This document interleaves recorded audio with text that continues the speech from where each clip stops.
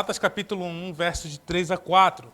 Diz o seguinte: graça a vós e paz da parte de Deus, Pai do nosso Senhor Jesus Cristo, o qual se deu a si mesmo por nossos pecados para nos livrar do presente século mau, segundo a vontade de Deus Pai. Obrigado, filhão. Deus te abençoe. Esse texto mostra a ação divina, a ação de Jesus, de Ele mesmo se sacrificou por nós para perdoar os nossos pecados. Então, o fato do perdão dos pecados, ele já traz um monte de coisa, ele já começa a gente tem redenção, a gente tem propiciação, a gente tem santificação, a gente tem restauração, tem tanta coisa que vem com o fato de Jesus perdoar os nossos pecados, mas tem uma coisa aqui, que é o que eu quero focar com vocês hoje, trabalhar esse conceito. Aqui, no verso 4, ele diz, para nos livrar do presente século mau. Algumas Bíblias diz desraigar. Quem tem essa versão? Desraigar. Só a Bíblia contemporânea, que legal. As versões antigas que falam desraigar. Essa palavra desraigar também pode ser livrar do presente século mau. Pode ser. A tradução está perfeita, tranquilo. Quem sou eu para criticar a tradução? Mas desraigar diz um negócio muito forte, que é arrancar, desprender, desgrudar, arrancar pelas raízes. Olha que forte.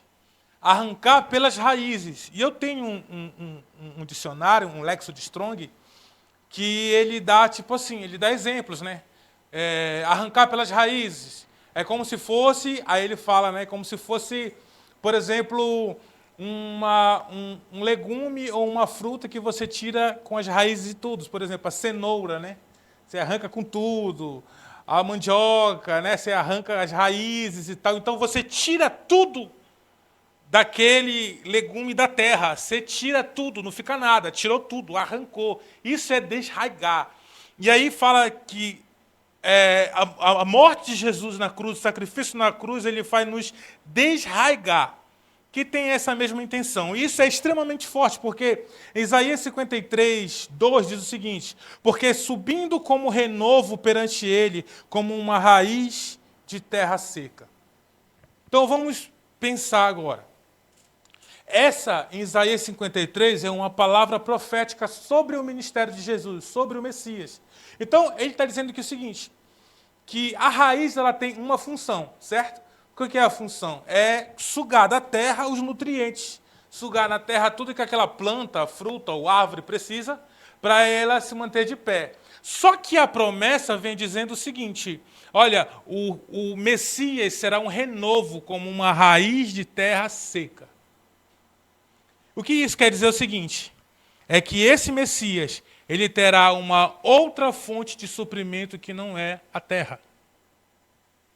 Que ele terá uma outra fonte que vai alimentá-lo, que não é a terra, porque a terra é seca. Não tem como produzir nutrientes, não tem como fazer com que aquela planta se fortifique. Então, o que está dizendo aqui para nós é o seguinte, que aquela planta vai crescer, mas de forma sobrenatural. Que não é o processo e o curso natural, não é as coisas dessa terra que vai fazer essa raiz crescer. E aí, meus irmãos, perceba que o Cristo que virá, ele virá com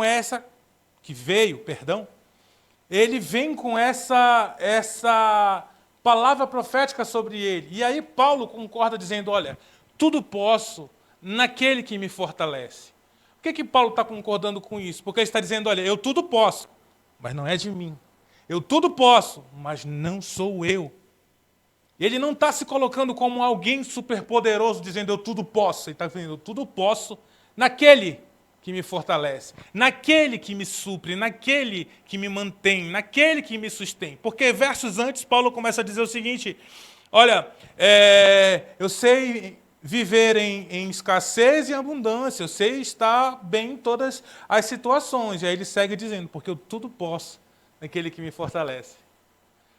Então, o que fica claro para a gente é que esse suprimento é um suprimento sobrenatural. Então, o que lemos em Gálatas, Jesus vem para nos arrancar do presente século. Ou seja, para que a gente seja arrancado pelas raízes e que o nosso suprimento venha do céu. Amém? Quantos entenderam até aqui? Então, quando a gente pensa no presente século, no verso que estamos lendo, a gente entende que a Bíblia chama esse presente século, esse ambiente de mundo. Não é um mundo falado num espaço geográfico, um lugar, mas é um mundo que fala de um sistema que rege regras, valores e ditas posturas. Então, o mundo, quando a gente fala sair do mundo, não é que você vai de arrasta, não é isso. Mas é que você está fora do sistema mundano, que é controlado pelo diabo, pela carne e por essas inclinações que são contrárias a Deus. Em João capítulo 17, verso 14 ao 16, diz assim: dê-lhes a tua palavra, esse Jesus orando. E o mundo os odiou, porque não são do mundo, assim como também eu não sou. Peço que não o tires do mundo, mas que o livres do mal. Não são do mundo, como eu também não sou. Nós aqui não estamos falando, e Jesus não está orando por um escapismo. Jesus está orando o seguinte: nós precisamos estar nessa terra, mas não pertencemos a esse lugar. Estamos, mas não somos. Jesus está orando e dizendo: olha, nós fazemos parte, nós estamos aqui, nós estamos caminhando sobre essa terra, mas nós não somos dessa terra. Por isso esse mundo nos odeia e nos odiará cada vez mais que você se parecer com Jesus. Cada vez mais que você caminha para ter uma vida alinhada com as Escrituras, Paulo diz, é inevitável a perseguição. É inevitável um cristão verdadeiro, genuíno, que vive com Jesus, não ser perseguido. Por quê? Porque o mundo te odeia. Amém? Amém. Que boa notícia para um culto de domingo. Mas a gente precisa entender que estamos pisando nessa terra, mas a nossa mente precisa estar no céu. Porque nós estamos aqui com um propósito. Nós somos sal da terra e luz do mundo. Então, nós precisamos manifestar Jesus nesse lugar. O problema acontece é que, quando muitos começam então a trocar de posição, no lugar de influenciadores nesse mundo, o cristão começa a ser influenciado por esse mundo. Aí está o grande problema. Porque a gente começa, então, a ser temperado por esse mundo e não temperá-lo. A gente começa, então, a seguir as regras, as leis que ditam esse mundo e não ser contrário a eles. Muitos têm a aparência de cristão verdadeiro, mas se amoldaram a esse sistema e são extremamente iguais. Paulo diz em Romanos 2, diz assim, não se amoldem, não se tornem parecidos, não entrem na forma. Né? Quando você vai fazer um bolo, você vai fazer alguma coisa, a massa ela é aquilo ali. Mas quando você coloca na forma, então agora ela passa a ser o que a forma vai ditar. E o mundo existe uma forma. E quem não se amolda a essa forma, ele odeia, ele persegue. E a Bíblia fala muito, muito, muito, muito sobre o mundanismo. Muito, sem exagero. É um dos assuntos mais corriqueiros, principalmente no Novo Testamento. Eu quero citar apenas alguns mais fortes e profundos, até que você já conhece. Mas quando a Bíblia começa a repetir várias vezes, e ela começa a dar ênfase nisso, isso se chama doutrina bíblica. Por quê? Ela começa a trazer um pensamento para que você entenda que aquele assunto é recorrente. Por exemplo, quando Jesus falava algumas coisas, ele dizia, em verdade eu te digo. Ele estava repetindo, dizendo, olha, ele estava dando ênfase. Se fosse um paraense, ele ia dizer, te juro. Pronto, está resolvido, a gente sabe que é importante. Mas Jesus ele começa a dar ênfase em algumas coisas. E os apóstolos, eles dão muita ênfase ao cuidado contra o mundanismo. Ao cuidado contra essa regra, esse conjunto de valores chamado mundo. E eu vou te bombardear de versículo agora, e se segure que é daquele jeito. 1 Coríntios, capítulo 5, versículo 9 ao 11, diz assim: já por carta tenho escrito que não vos associeis com os fornicadores, ainda que não inteiramente com os fornicadores desse mundo, ou com os avarentos, ou com os roubadores, ou com os idólatras, porque então vos seria necessário sair do mundo. Mas agora vos escrevi que não vos associe com aquele que, dizendo-se ser irmão, for fornicador, ou avarento, ou idólatra, ou maldizente, ou beberrão, ou roubador, ou com o tal nem ainda com mais. O que Paulo está dizendo nesse verso, está dizendo assim, olha, ele deu uma lista aí, né, de gente enrolada, né? Fornicadores, beberrões, está dizendo assim, se você pensar em não sentar com um fornicador, cara, você vai ter que sair do mundo. Agora, você como cristão, se abstenha daquele que diz ser irmão e pratica tais coisas. E aí, o que ele quer dizer com isso? Esse irmão, ele está debaixo da influência mundana. Esse cara, essa pessoa que se diz ser irmão, o Senhor dele não é Jesus, é o mundo. Vamos seguir que ficou climão. Tiago 1, 26. Diga amém, só para relaxar assim. Oh, beleza, vamos lá. Tiago 1, 26. Assim, vai piorar, tá, meus amigos? Mas no final vai dar certo. Tiago 1, 26 diz, se alguém entre vós cuida de ser religioso e não refreia a sua língua, antes engana o seu coração, a religião dele é vã. Mas a religião pura, imaculada para com Deus é essa, visitar os órfãos e viúvas nas suas tribulações e guardar-se incontaminado do mundo. E, cara, eu não sei porquê, mas todo mundo que cita esse verso não vai até o final. Você já viu isso? Cara, todo mundo diz, olha, a religião pura, cuidar dos órfãos e das viúvas. Ok. Não, mas e aí o incontaminável com o mundo? O que acontece é que Tiago, o irmão do Senhor, está dizendo o seguinte, olha, tem muita gente religiosa aqui que fala demais. Fala pelos cotovelos, crente para cá, aleluia, para lá, eu sou de Jesus, não sei o que e tal, mas a religião pura, e aí fala imaculada, sem mancha, é aquela que você ajuda o irmão, ajuda a irmã, que você tem um coração generoso. E deixa eu te falar, as igrejas são generosas. As igrejas são generosas, meu amigo. Igreja não pode ouvir um choro que quer sanar. Toda igreja é assim. É por isso que tem muito sem vergonha que se aproveita de igreja. Chega lá contando uma história triste, o pastor ajuda, a igreja faz coleta e todo mundo ajuda. Quando vê, às vezes o cara está até roubando a igreja. Isso aconteceu não é uma, não é duas, não é milhões de vezes. Mas aí, aqui está dizendo, olha, você tem que ajudar, você tem que servir, a igreja tem que fazer isso. Amém. Mas a igreja não pode se parecer com o mundo, se contaminar com o mundo, jogar o mesmo jogo. Tiago está falando isso. No capítulo 4 de Tiago, vou seguindo aqui, vamos lá. Capítulo Tiago 4, 4 e 5 diz assim, adúlteros e adúlteras, não sabeis vós que a amizade com o mundo é inimizade contra Deus? Porquanto qualquer que quiser ser amigo do mundo constitui-se, ou seja, se coloca no lugar de inimigo de Deus.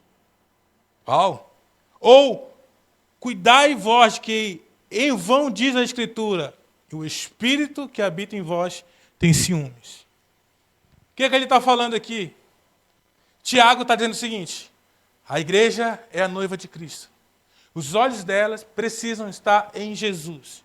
Mas quando essa noiva, que tem que estar com Jesus, começa a olhar para o mundo, começa a abrir uma terceira via e começa a pensar assim, não, eu sou de Jesus, mas eu estou flertando ali com o mundo.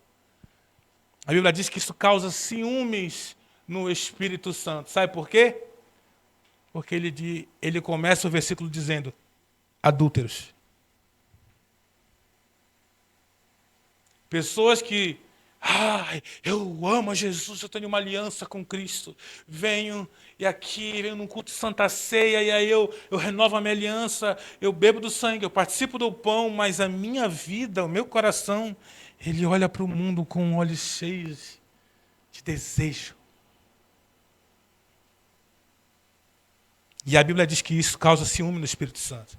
1 de João, capítulo 2, versículo 15 a 17. Não ameis o mundo, nem tudo que há no mundo. Se alguém ama o mundo, o amor do Pai não está nele. Porque tudo que há no mundo, a concupiscência da carne, a concupiscência dos olhos, a soberba da vida, não é do Pai, mas do mundo. E o mundo passa, e com ele suas concupiscências, mas aquele que faz a vontade de Deus permanece para sempre. O apóstolo do amor, João, ele está dizendo que Deus e as paixões mundanas não caminham junto. Não existe a fala de que eu amo a Deus, vivo numa situação pecaminosa e Deus entende. Isso não existe biblicamente. Deus não entende. Aqui está dizendo, nós acabamos de ler, aquele que ama o mundo constitui-se, se coloca no lugar de inimigo de Deus. Então, você percebe que o quanto de avisos e indicativos, acho que eu li 4 ou 5 aqui, de não caminhar nos princípios mundanos. Você percebe o quanto que a Bíblia vai te advertir a ter cuidado com o mundanismo? Sabe, o quanto que a Bíblia começa a dizer, ei, presta atenção, cuidado, cuidado, cuidado, cuidado. Porque o mundo ele pode te sufocar de tal forma, você perder a sua fé. Marcos, no capítulo 4, Jesus está falando sobre a parábola do semeador. E quando ele está explicando a parábola do semeador para os seus discípulos, eu tenho certeza que vocês já leram, e lembram que ele prega a parábola, e aí muita gente fica voando, tal, até os discípulos, e aí quando ele sai de canto, os discípulos, aí, Senhor, tal, explica para nós a parábola. E aí ele começa a explicar a parábola para os seus discípulos. Então ele pega e diz o seguinte, olha, a semente é o reino de Deus, e aí ele vai dizendo, e aí ele fala que a semente que cai nas pedras são os cuidados com esse mundo que acaba sufocando a semente. E aí ela morre. Acho que é Marcos 4, 19, né? É isso. E aí se torna infrutífera. Gálatas capítulo 4, versículo 10, fala de um cara chamado Demas. Ele era da equipe de Paulo. Ele, Lucas, Silvano, só os caras bons. E aí fala que ele, amando o presente século, ou seja, amando o mundo, ele abandona Paulo. O ministério desse homem foi sufocado pelo amor ao mundo. A vida que ele tinha para experimentar em Deus foi sufocada pelo amor ao mundo. Eu tenho uma palavra sobre Demas, né? Eu acho que já ministrei aqui, que eu explico para onde ele vai, de onde ele vem. Já ministrei essa palavra aqui? Já, né? E aí, o que a gente vê com isso? O mundanismo, ele sufoca, ele desfoca, ele rouba a preciosa semente que a gente tem. Esse amor ao mundo, ele pode acabar com a gente. Sabe, eu ouvi uma comparação que eu achei extremamente interessante, que é a comparação de um barco. Ou seja, o barco ele foi feito para andar sobre as águas. Se um barco não está nas águas, ele está fora da sua função. Ele é disfuncional. Um barco fora da água não presta para nada, só ocupa muito espaço. Então, um barco ele tem que estar na água. Mas o problema é quando a água está dentro do barco. Aí nós temos um grande problema. Muitas vezes, ou quase sempre, a nossa vida ela é assim. A gente precisa estar nesse mundo. Meus amigos, você não tem noção de quantas pessoas precisam de você e do seu cristianismo. Ah, pastor, mas eu nem tanto assim. Não, não interessa. Você, no seu dia mais em crise, mais difícil, não conseguiu orar, não conseguiu ler a Bíblia, toda a crise que você está na sua vida, você ainda assim é uma arma poderosa nas mãos do Senhor. Você ainda assim pode ser tremendamente usado por Jesus. O problema, então, é quando o mundo está dentro de você. Aí nós temos um grande problema. Porque o que acontece hoje com os cristãos é que entrou um nível de racionalidade e de humanismo tão profundo, que ninguém mais expulsa demônio. Que ninguém mais agora faz uma oração para quem está enfermo. Porque a dipirona resolve tudo. Pelo menos na UPA é, né? O que tu tem? Virose, dipirona. Dipirona, dor da coluna, dipirona, dor de cabeça, dipirona. Pronto, a dipirona é ungida demais.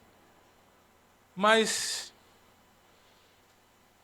hoje em dia é difícil ver alguém reclamar de uma dor e alguém dizer assim, deixa eu orar por você.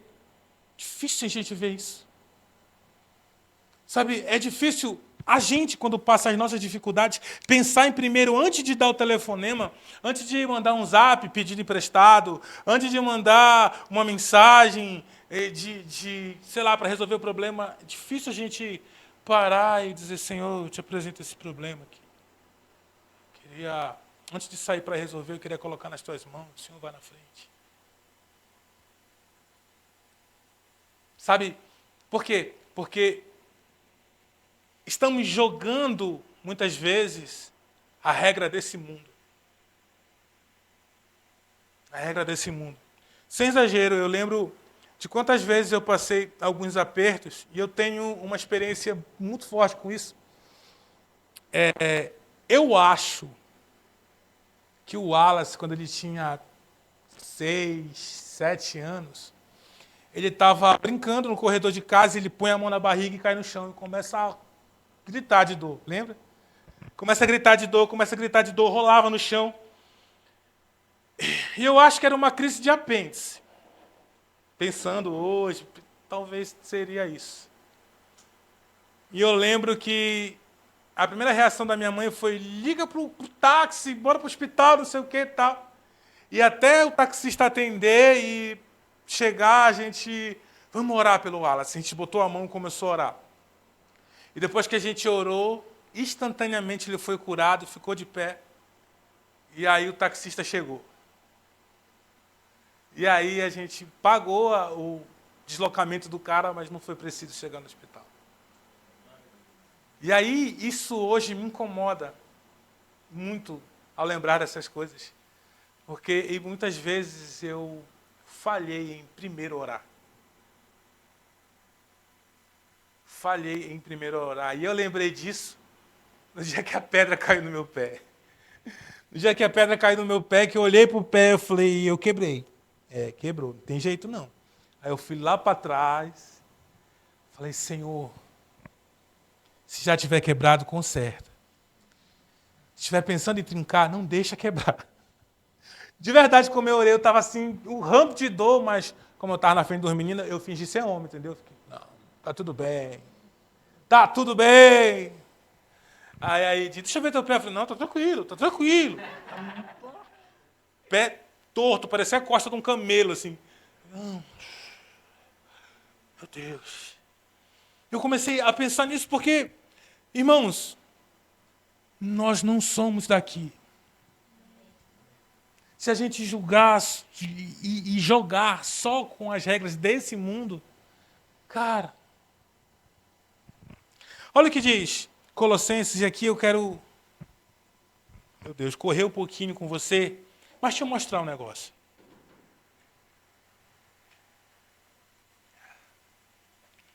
Colossenses capítulo 3, verso 1 e 2 diz, porque se já ressuscitaste com Cristo, buscai as coisas que são de cima e não aonde o Cristo está assentado. Pensai nas coisas que são do alto, não nas que são da terra. E eu acho interessantíssimo, quando a gente olha para o Antigo Testamento e ele tem os tabernáculos, as simbologias, eu acho isso encantador. Eu estava pensando em algo que mexeu muito comigo, porque quando Deus manda Moisés fazer o tabernáculo, ele fala de dois caras. Ele fala assim, traz 2 artistas para mim. Traz 2 caras que saibam bordar, que saibam costurar, que saibam esculpir e desenhar. Eu preciso desses 2 caras. E aí vem Bezalel e Aholiabe. Olha que nome legal para colocar no filho de vocês. Aholiabe, vem cá. Bezalel e Aholiabe. E aí, esses 2 caras são extremamente habilidosos em toda a arte, trabalhar com ouro, trabalhar com pedras preciosas, gravuras, costura. Os caras eram... E aí Deus fala o seguinte para eles, fala, além desses caras serem tão habilidosos, serem tão bons, eu vou derramar sobre eles o meu espírito, para que a arte que eles façam seja com perfeição. E aí eu fico imaginando que nível de arte era aquela, meu. Os bordados com pedras, com ouro, com prata, madeiras de todos os tipos, as melhores e tudo. Só que tem um porém. O tabernáculo ele era móvel, ele se mexia. Quando a nuvem andava, desmontava tudo e vamos atrás da nuvem. Então, por ser móvel, tem uma coisa interessantíssima, pelo menos eu achei. Toda a arte, toda a beleza, toda a perfeição que esses homens vinham, inspirados pelo sobrenatural de Deus, deveria estar ou nas paredes ou no teto. Porque o chão era móvel. Então, todo mundo que entrava no tabernáculo e que queria ver a glória de Deus, alguma coisa que refletisse a glória de Deus, teria que olhar para cima. E isso, para mim, é uma simbologia muito louca do que nós lemos esse versículo agora. Olhai para cima. Olhai para o alto. A terra não tem nada de beleza comparada ao Senhor. A terra não tem nada que pode te encantar comparado ao Senhor. Sabe, então, isso fala muito ao nosso coração. E eu quero te falar 2 coisas para a gente orar.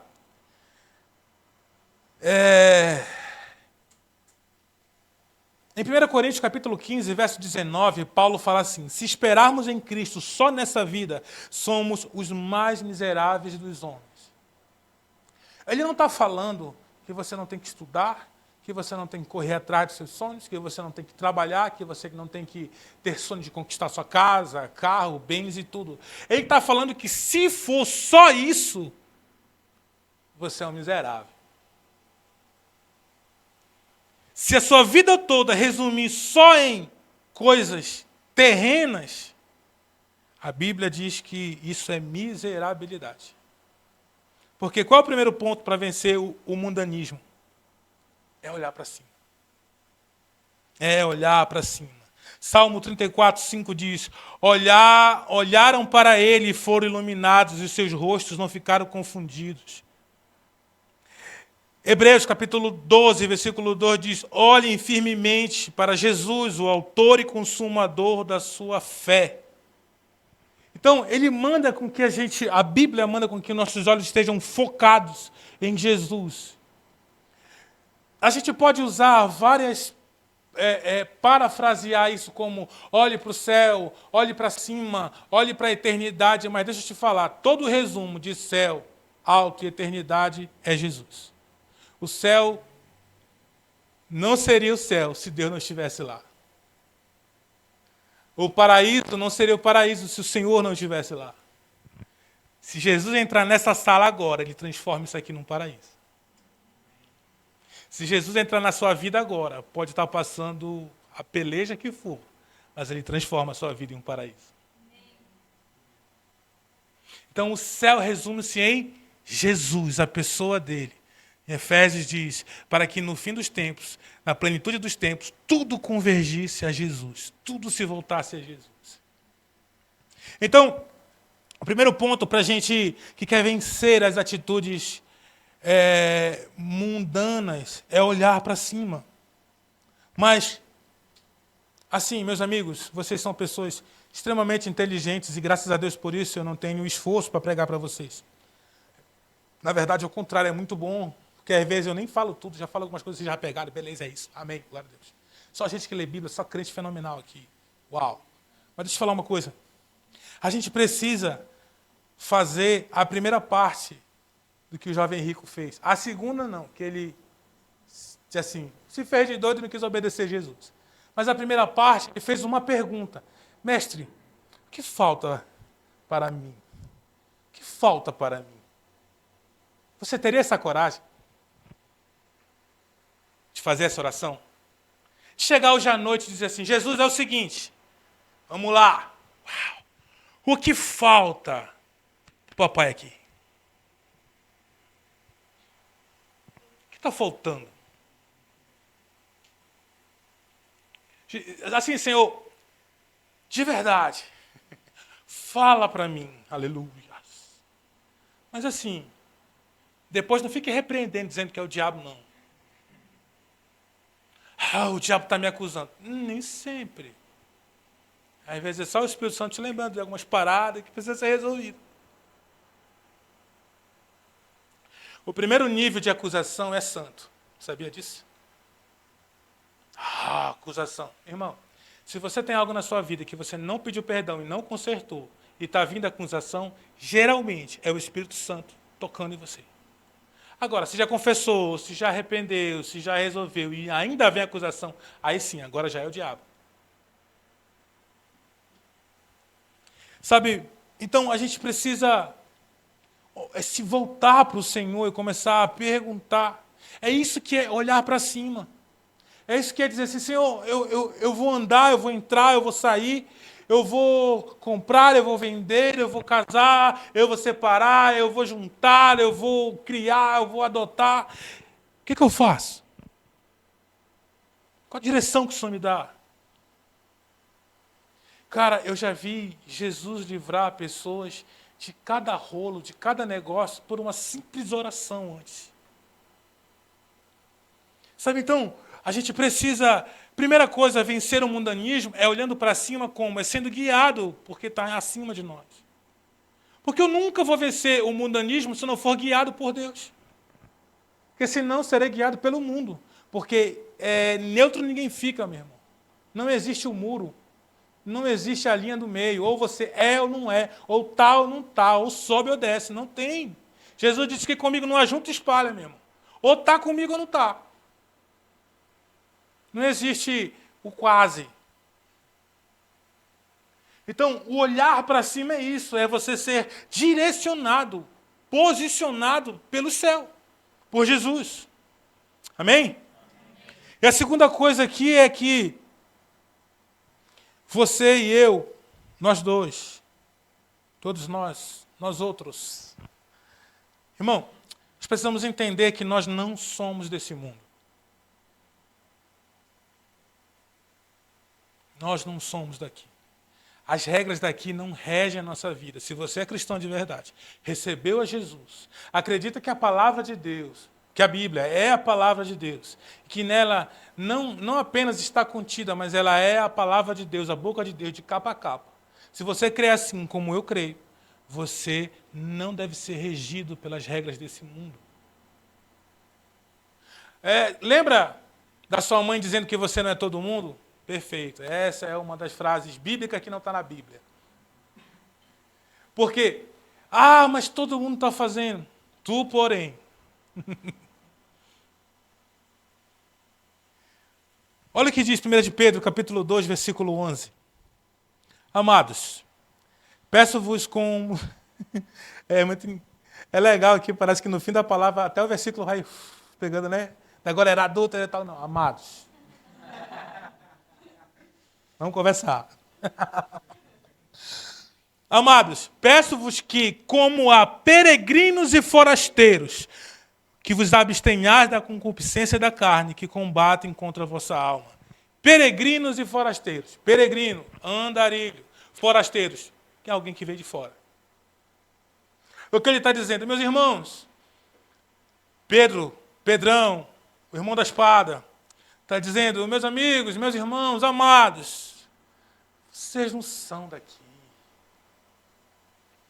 Para com isso. assim, o pessoal diz, mas é um pouco de verdade, que o paraense é o bicho mais fácil de ser desculturizado. O cara vai para o Rio, passa 2 meses e volta falando de lá, qual é, mané? Aí para São Paulo, pô, meu, pique daquele jeito. Sabe, mas o que nós precisamos entender é isso, que a nossa cultura, que a nossa jurisdição, aquilo que nos rege, não é daqui. Não é dessa forma, não é desse jeito. Não é o mundo que dita as nossas regras. É por isso, assim, meus irmãos, que as pessoas não entendem o seu não. Porque elas não entendem também a sua motivação, aquele que te rege. Como assim está esperando para casar? Irmão, pega todo mundo, cara. Porque todo mundo faz assim. Sai distribuindo. Bebe tudo, cheira tudo, fuma tudo, falso. A vida é só uma. A resposta deveria por isso mesmo. Filipenses, Paulo também vai dizer, olha, mas a nossa cidade, perdão, Filipenses 3:20 vai dizer, mas a nossa cidade está nos céus, de onde também esperamos o Salvador, o Senhor Jesus Cristo, que transformará o nosso corpo abatido para ser conforme o seu corpo glorioso, segundo a eficácia do seu poder de sujeitar também a si todas as coisas. Ai, irmão, isso aqui mexe comigo. Mexe muito comigo. Porque eu já perdi algumas pessoas para doença, para câncer. Perdi 2 pessoas para câncer, amigos. Perdi a minha mãe ela era renal crônica. Problemas nos rins, eu perdi gente que eu amava muito para a doença. Fora os meus amigos que eu perdi para overdose, para droga, para o crime. E sabe o que esse verso diz? A nossa cidade não é daqui. Nós esperamos o nosso Senhor e Salvador que transformará o nosso corpo assim como Ele é. Vai ter um dia que o câncer não terá mais poder sobre nós. Que as enfermidades não terão mais poder sobre nós. E vai ter um dia que o pecado não terá mais poder sobre nós. Vai ter um dia que as inclinações carnais vão sumir. Vai acabar, porque seremos como Ele é. Então, quando a gente olha hoje para isso, a gente precisa entender, cara, eu não sou desse mundo. E isso precisa ser uma âncora para a gente, algo firme, sólido, que nos prenda. Eu não sou desse mundo, eu não sou desse mundo. Não é assim. Não é assim. Irmão, eu tenho orado muito isso com a Ela esses dias, assim, a gente tem conversado muito sobre isso. Porque não é difícil estar nessa posição aqui. Opa, ao contrário, não é fácil. Não é fácil estar nessa posição aqui. Não é fácil, meu irmão, carregar algumas coisas. Não é fácil chorar para dentro. Não é fácil. E aí, sabe o que hoje acontece? Não estou brincando, eu acho que vocês até conhecem alguns também. Está existindo um êxodo pastoral. Os pastores do norte capando o gato para o sul também. Por quê? Porque lá tem igrejas mais estruturadas e pagam muito bem por pastores e ministros de louvor.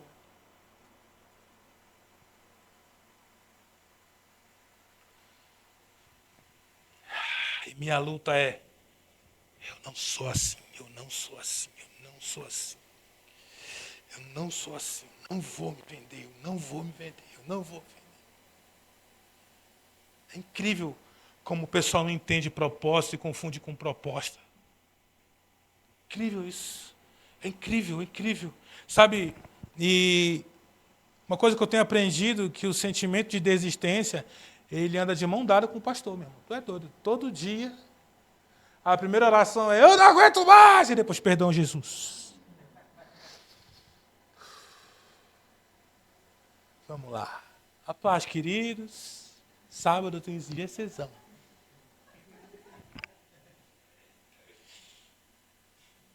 Virou desabafo a palavra, não foi? Mas é não, meus amigos. É simplesmente um ser humano que está aqui pregando para vocês. Não estou pagando de um cara para vocês. Vocês me conhecem e sabem quem eu sou de verdade.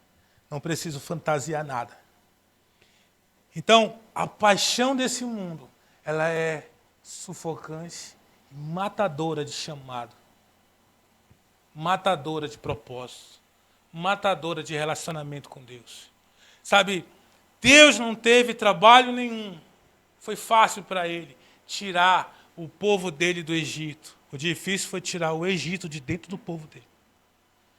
Deus não tem trabalho nenhum em tirar uma pessoa do mundo.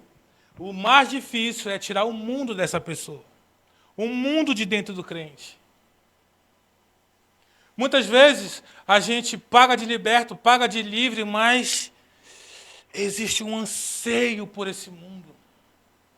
Existe um anseio. Cara, desde o começo da ID, quantas vezes eu vi pessoas que chegaram e disseram assim para mim, realmente, sistema, não sei o quê, o sistema religioso, os falsos profetas, os falsos mestres. Eu digo, tem muito. Um lobo com força, é a alcateia. E aí o cara critica, mas na primeira oportunidade ele entra. Eu lembro que alguns, quando vieram de outras igrejas para cá, começaram a dizer, eu estou preocupado com fulano que ficou, com ciclano, não sei o quê, não sei o quê, não sei o quê. E eu lembro que eu falei assim, fica de boa, essa pessoa vai ficar no teu lugar. Não vai, é diferente. Ela tem um chamado, um fogo que queima. Eu digo, não vai. O sistema vai, colher. Aí, veja que és profeta. Não é, meus irmãos, sabe por quê? Porque nós, o crente, o cristão, o seguidor de Jesus, precisa entender que o mundo é um buraco negro aberto tentando te engolir 24 horas. Todos os sistemas, todas as formas, no seu trabalho, nos seus relacionamentos, na sua vida pessoal. Sabe, o sistema do mundo começa quando a gente tem milhões de igrejas, mas uma nação dividida por facção, por crime, por droga. O sistema começa, quer dizer que o avivamento só funciona dentro daquelas igrejas, dentro de um culto. Cadê o avivamento que toca as cidades? Irmãos, eu prego essa palavra, mas eu acredito um dia que nós seremos uma igreja para a cidade. Acredito que um dia nós teremos uma igreja que vai tocar a cidade, que vai amparar órfãos e viúvas sem se contaminar com o mundo. Que nós vamos produzir profissionais de trabalho, cursos profissionalizantes. Eu creio muito nisso, irmão. Eu tenho um sonho também, assim, de exemplo, de construir a casa de alguém. De pagar a faculdade para alguém. Cara, eu quero chegar nesse nível. Eu quero chegar nisso aí, cara. Eu quero de verdade. Pastor, então tu quer dizer que tu quer ficar igual os caras? Não, mano, eu quero amparar órfãos e viúvas sem contaminado com o mundo, cara. A igreja é generosa sim, a gente consegue fazer muita coisa se a gente quiser. A gente consegue fazer muita coisa se a gente quiser, meus amigos. A gente consegue salgar, a gente consegue ser luz. A gente consegue ser o barco que anda sobre as águas e não tem água dentro. Amém? Amém. Então, o que eu quero finalizar nessa palavra e dizer para você é que nós precisamos ser arrancados desse mundo pelas raízes. Nós precisamos deixar com que Jesus arranque toda a raiz mundana do nosso coração. E deixa eu te falar, como eu disse, você é inteligente. Não seja apenas um religioso pensando que mudando a sua roupa e as músicas que você ouve, o mundo vai sair de você. Você sabe que o que eu estou falando é mais profundo que isso. Você sabe que o que eu estou falando é mais baixo. Tenho certeza absoluta que o meu amigo Espírito Santo já revelou muita coisa dentro do teu coração, nessa palavra aqui, que você tem que mudar. Que você tem que deixar o mundo sair. Queria te convidar a ficar de pé para a gente orar, amém?